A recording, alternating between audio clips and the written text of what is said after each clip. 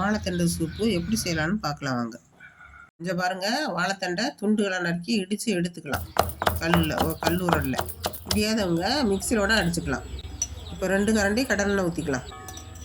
இப்போ கடுகு உளுந்து சேர்த்துக்கலாம். இப்போ கடுகு பொரிஞ்சதும் சீரகம் சேர்த்துக்கலாம்.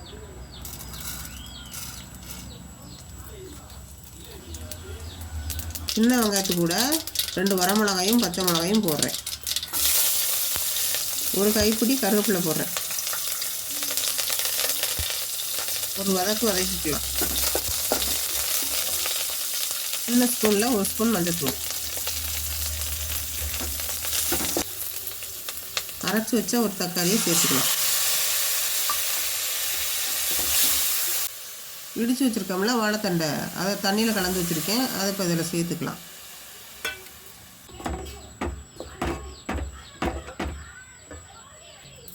இப்போ நம்ம தேவையான அளவு தண்ணி சேர்த்துக்கலாம்.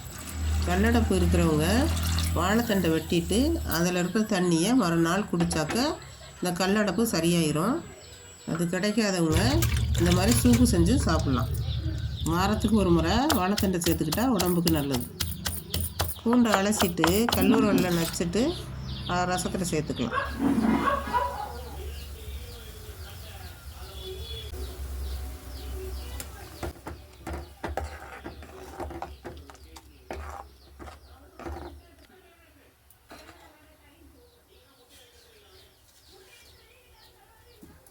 கடைசியாக இப்போ கல்லுப்பு சேர்த்துட்டு இறக்கிக்கலாம்.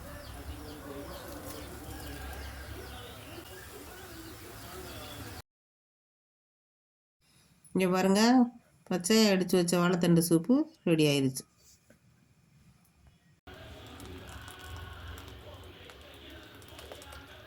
இந்த வாழைத்தண்டு சூப்பை உங்களுக்கு பிடிச்சிருந்துச்சுன்னா உங்கள் வீட்லேயும் செஞ்சு பாருங்கள், நல்லாயிருக்கும்.